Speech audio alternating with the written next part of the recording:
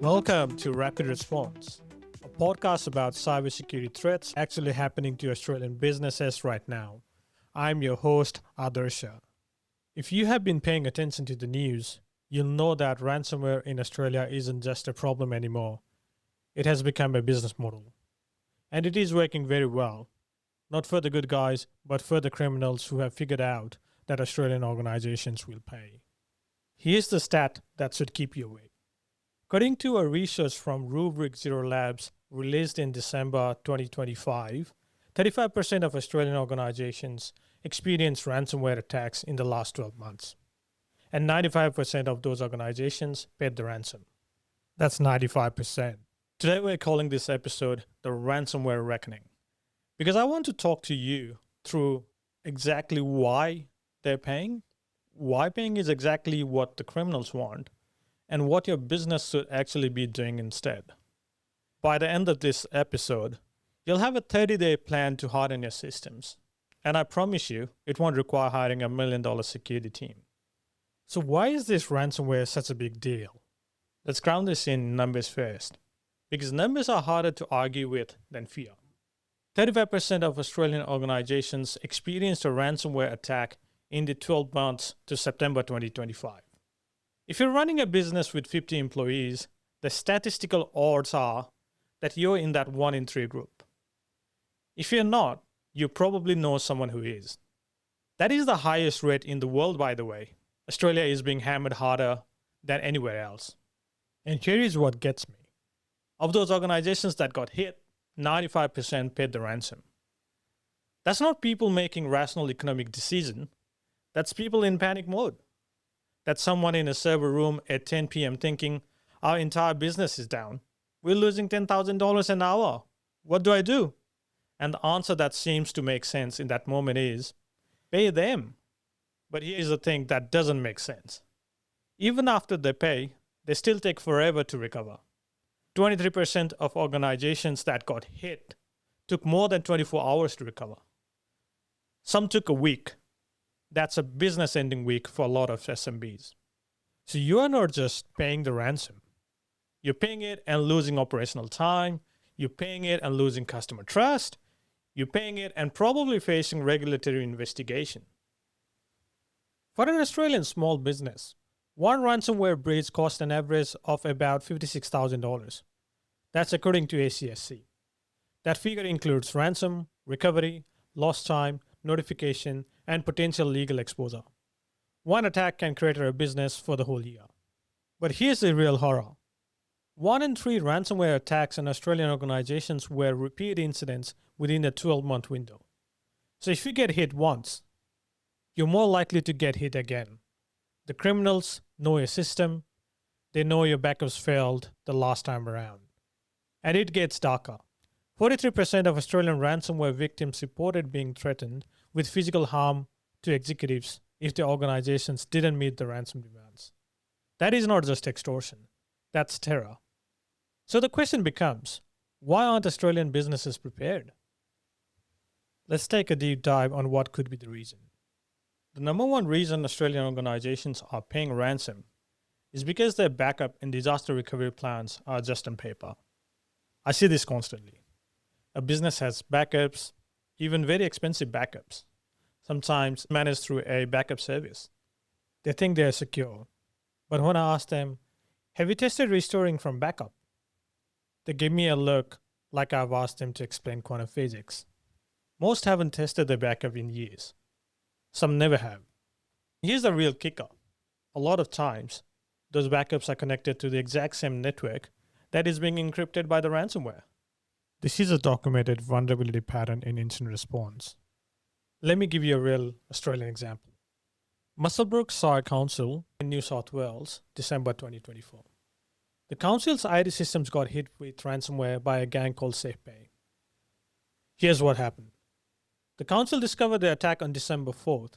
By December 15th, 175 gigabytes of stolen data appeared online. It contained council correspondence, rate payments, employee and resident personal information. It also contained driver licenses, password details, bank account details, superannuation numbers, and Medicare card information. They notified the ACSC, the New South Wales Information and Privacy Commissioner, and also the OAIC. The systems were restored by December 12th. This is a real incident affecting real Australians. Now, why does this matter for your backups? Here's the recovery strategy that actually works. You need daily incremental backup and weekly full backups. At least one copy needs to be offline or in a completely separate cloud tenant with separate credentials. If your backup can talk to your live environment, it is not a backup. It's just a copy of your data that will be encrypted too. This isn't just theoretical.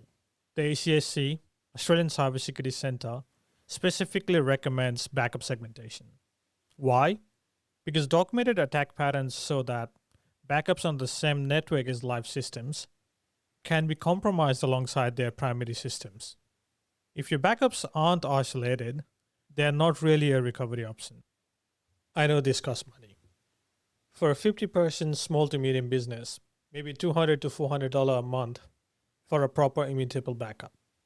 But compare that to the cost of ransomware attack, $56,000 or even more. And here's the thing that should make this decision easy. If you have a solid backup and a documented recovery plan, 95% of attackers won't even bother demanding money from you because they know you don't need them. They move on to easier targets. That's the leverage right there. Your backup is your deterrent. Moving on. I have an interesting case study for you.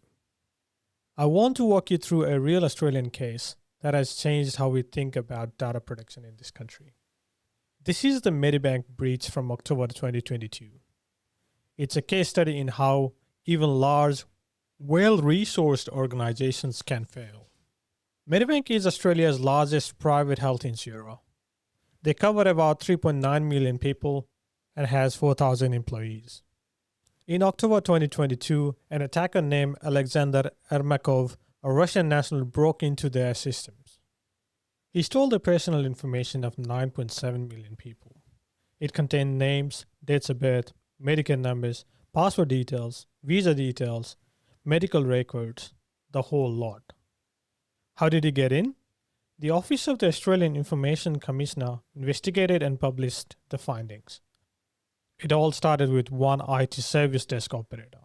This operator had saved his Medibank username and password for multiple accounts in his work computer's internet browser profile. But here's the critical part.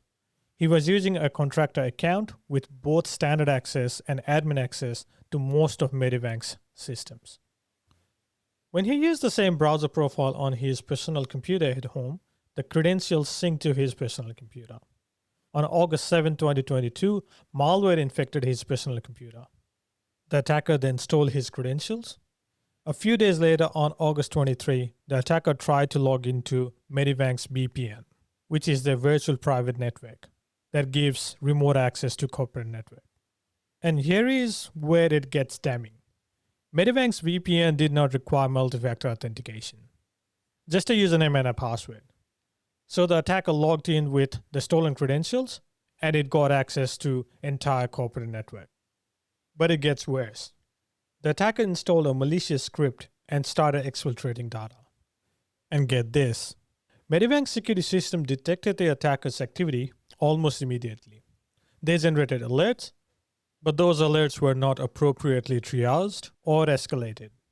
For nearly 2 months, from August to October 2022, the attacker sat in Medibank's network, downloading 520 gigabytes of personal data, and remained undetected. On October 13th, the security team finally triaged a high-severity alert and called in a third party. By October 16th, the third party noticed suspicious volume of data had been extracted. On October 19th, the attacker contacted Medibank directly and said, "I have 200 gigabytes of your data." Then on October 20, Medibank confirmed it was all real. They made a decision. They would not pay the ransom. Then on November 7th, the scope of the breach was revealed. It impacted 9.7 million individuals. Now here's the important part for you. The OAIC, the Office of the Australian Information Commissioner, sent two separate reports to Medibank in 2020 and 2021 saying that they need to implement multi-factor authentication, and it was critical. Medibank failed to follow the guidance. This breach led to legal action, regulatory fines, and it led to sanctions. Alexander Ermakov was sanctioned by the Australian government, the US government, and the UK government. This was the first trilateral sanctions act for ransomware. And the lesson for the Australian small to medium businesses? If an organization with 4,000 employees and significant security resources can get breached because they didn't implement free multi-factor authentication that was already recommended to them, then what's your excuse? MFA isn't expensive. It's not complicated. It's free for modern cloud services. And the case study shows what happens when you don't do it. Here's some practical advice you can implement in real life. If you're running a small to medium business and you listen to the last section and you're thinking, oh no, we are exposed. Here is your 30-day ransomware hardening plan. I call this the 3 lines of defense. It's not fancy, but it works. On week 1, test your backups. Don't assume they work. I mean that literally. Once a month, take one backup and restore it to a completely separate system. Verify all the data is there, time it, document it. If it takes 8 hours to restore your email, you now know that you're going to be down for 8 hours post-incident. And this has to be separate from your live environment. You restore it to a test server, not back to production. If you can't do that, your backup isn't good enough. On week 2, you segment your network. This is from NIST, the National Institute of Standards and Technology. But it's simple. Your finance system should not talk to your general network. Your email service should not have direct access to your file share. You slow down the spread of ransomware by making it harder for the attacker to move around. In a 50% small to medium business, that might mean that your core business systems are in one VLAN, your guest Wi-Fi is in another, your development systems are then separate. It takes a weekend to set up if you got a decent IT help. Then on week 3, you implement multi-factor authentication everywhere. Ransomware attacks almost always start with stolen credentials. Someone's password gets phished or bought on dark web. If the person's account has MFA, simply known as multi-factor authentication, the attacker can't get in even with the right password. And this is non-negotiable.